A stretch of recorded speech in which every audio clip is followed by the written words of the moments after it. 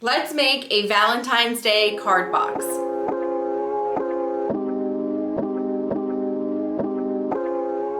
Hi, and welcome to my craft room.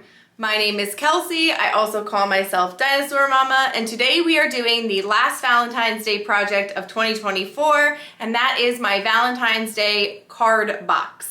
If you're new here, welcome. I bring new craft projects every single week and craft tips and tricks as much as I can. So if that seems interesting to you, don't forget to subscribe. That way you can keep up with all of my craft projects. This project is a little different because I'm not only providing the SVG file for this, I'm also providing a PDF that you can print out and kind of use it as like a stencil on some paper. So that way, if you don't have a cutting machine, you're still able to make this project. So usually I say something like, let's jump into Cricut Design Space, but today I'm gonna do Cricut Design Space. I'm also gonna show how you upload it into Silhouette Studio, and then I will also show you the PDF printout.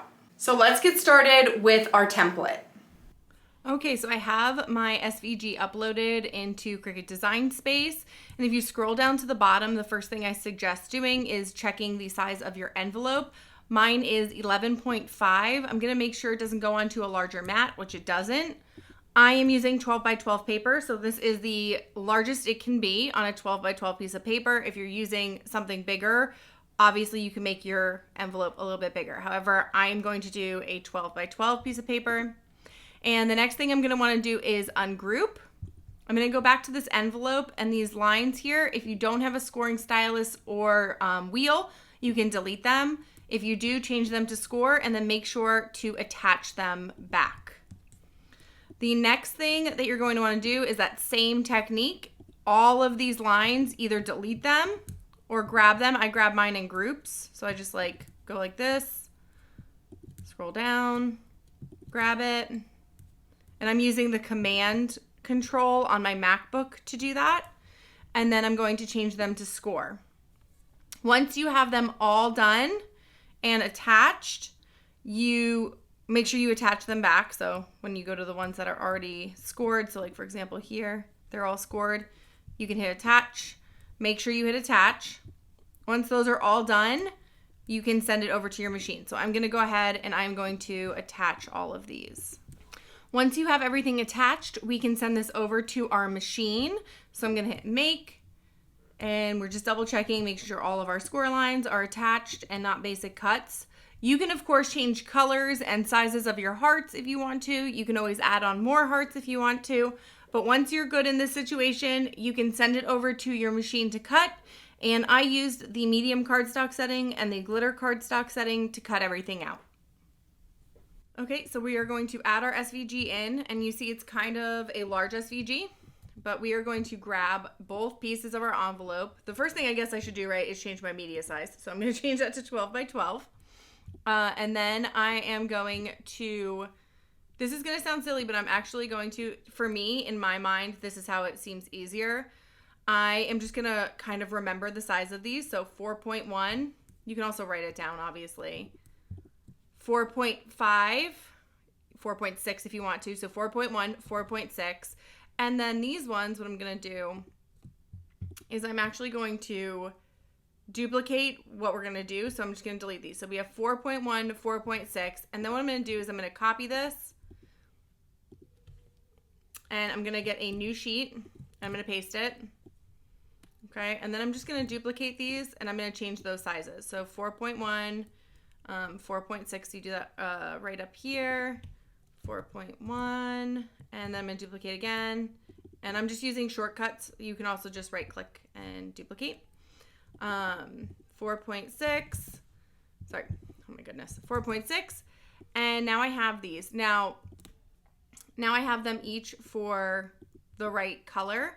And now what I'm going to do is I'm going to go up here and I'm just going to grab all of them and I'm going to copy and I'm going to paste them into new pages. That way when I go to send them to my machine, I can do all my different colors and kind of have everything lined up. Now in my head, this makes sense. There's probably an easier way to do it. You can also just like run this a bunch of times. So meaning like send it once with one color, send it next time with another color.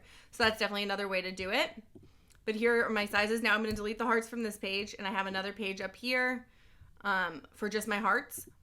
And so now when we go to send it, right, we are going to go to, not simple, but I'm going to go to line. And I'm going to grab my one in the back right here, texture cardstock. Oh, I can't talk. It says white is the color, so I want it on. I'm going to go to cut for this one, and then here I'm going to use my auto blade. I only have an auto blade, so that's what I'm going to use. And then for the next one, I'm going to do score, and I am going to do auto blade again. And now you can send this over to your machine. Of course, you can change anything that you need to in terms of force and blade depth. I always suggest testing what you're doing, but this is how you would set everything up. So when you send this over, just keep in mind you're going to do the same thing for these. So you'll go over to send, and these are grouped, so you're going to want to ungroup everything actually twice. So you're just going to ungroup like this, ungroup again. So now you have all these lines. And now what you're going to do is when you go to line, so I like to work here, you're going to go to cut, and then you're going to go to score, and it'll change the blade here. And just like before, you'll send everything over. I usually changed mine to a higher force when it comes to cutting. I put it up just a couple, but that obviously that'll depend on your machine, your blade, all that. So just test your settings. And I have to say, this is the first time I've ever used score on a silhouette, and I prefer these score lines so much more than on Cricut. Holy moly, they are so nice. So let's look at the PDF template. I'm going to make this relatively quick. You are going to either print directly onto your paper that you want, but I suggest printing it on just a regular piece of printer paper and then kind of attaching it. I'm using tape up at the top to the piece of paper that you want, the color that you want. And I'm also using like a thicker cardstock in the back. And then you're just going to cut along the line. You're also going to do the same thing for the hearts. So let me cut through this really quickly, and then we'll jump into the scoring part.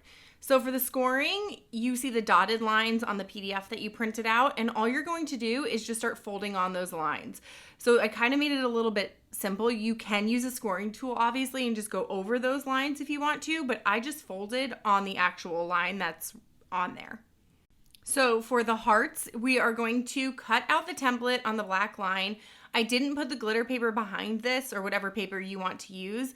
What I found to be easier is to cut out your little template and then fold your glitter paper in half, or sorry, any paper in half, and then use the template that I gave you to kind of cut it out while it's folded in half. Now you can also do stacks of paper, that way it's a little bit faster. You will need 4 hearts per floating heart that you see above to the right. So you will need as many as you want to make in as many sizes as you want to make, but I found this to be the fastest way to do it. So jumping over into our assembly, you're going to start with folding on your scoring lines or creating your scoring lines if you don't have them yet. Next, what's nice about this box is there's only 2 flaps to glue. I'm using my craft glue. You can of course use hot glue if you want, or even like a glue, not stick. Well, I guess you could use a glue stick, but a glue gun, that's not it. The tape gun, there we go. I think that's what it's called. And we're gonna glue down our 2 flaps on the side to the back. You can also add a name to the back of this envelope. I think it would be super cute. That way it's personalized. Or you can use this as a gift box for Valentine's Day or an anniversary. So once that is assembled, we can start with our hearts. So you're gonna fold these in half, and I used glitter paper, so it's obviously it's one-sided. There are 2-sided glitter papers, I just don't have them. So we are going to fold into the glitters on the inside of the fold, and then we're gonna start making like a fan. So I'm gonna take each side of the heart and glue it together. So make sure you're using the right side of the heart to glue. They should line up perfectly. Make sure you're using the right size, because remember there are 3 different sizes in the SVG file and in the PDF version, so make sure things are lining up. That's why I suggested when you're doing your hearts, if you're hand cutting them, to kind of cut them in groups, that way they're all the same. However, the hand cut version of it is extra handmade, and so I thought that would be really cute too. So we're just gluing these together, and you're gonna glue all 4 so that they're like this back to back. And I'm not gonna make you sit and watch me make 12 of these hearts, so I am going to skip ahead. They are all made in the same way, where I fold them in half and then glue them all together to create that fan look. So you're just going to glue them back to back, hold it down tight to make sure that they're all secure and lined up. So now I have everything kind of generally where I want it to be. And so we can start gluing everything down. I'm gonna use a few on the front of the box, and I'm gonna use hot glue for all of this. There's no really rhyme or reason why. You can use your craft glue if you want to for the front. However, when we are adding it onto the galvanized steel wire, the 18 gauge, I am going to use hot glue. That way it'll stick. So obviously you're gonna need something a little bit stronger than craft glue to really adhere onto that metal, but for the actual box, you can just go ahead and use craft glue. So now I'm going to grab my wire, which you can use floral wire as well. It's going to be covered, so it really doesn't matter what kind of bendable wire you're using. You don't want anything too heavy, so that's my only suggestion. And I'm just using regular scissors to cut this, which I probably is not great for my scissors, but hey, you know what? It works. It's okay. I have plenty of pairs of scissors. So this is a super bendable wire. Again, it's an 18 gauge, 25 pound, galvanized steel wire, sorry. And I've used this wire for so many things in my house. It's great. It's like a multi-purpose craft wire that you can use for all different things around your house. So I'm just gonna bend it into the shape that I want, and then I'm gonna hot glue it to my envelope. And I did it more into the top of the envelope because I didn't want the weight to be so heavy on the top that it toppled over. So, you know, just kind of gauge how heavy your box is at the top, because remember, if it's too heavy with those hearts, it's gonna fall over, obviously. So I started playing around with it and I bent it a little too much. It was a little wonky, but then I'm going to glue it down. So I grabbed my hot glue gun. I have the shape. I went with this really general shape of just like an L, a backwards L, a J. And so I'm going to glue that on to my envelope with some hot glue. And then what I'm going to do is I'm going to start covering it with the hearts. And again, I didn't want this to just be like on the edge, and I decided to do it on the front of the envelope. That way I can hide it. And if you look at the back of the envelope, you're really not going to see anything other than the ones that are floating, obviously. But you're going to use your craft glue or your hot glue for the ones on the envelope. And then once we go to the ones that are floating, you're just going to use the hot glue.